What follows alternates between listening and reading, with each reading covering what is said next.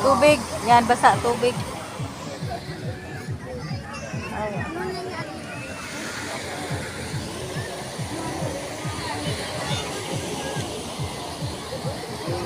Ay, umiiyak din.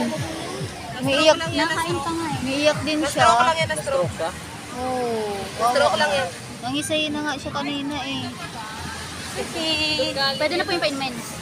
Mamaya pa.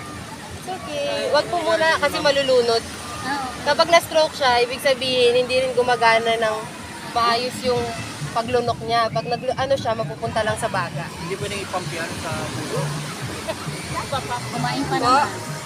Okay naman po siya na, ano, Pump dito. nahinga naman po siya. Nahinga naman. Nabasain na yan. Na-stroke lang po. Kaya nalulunod.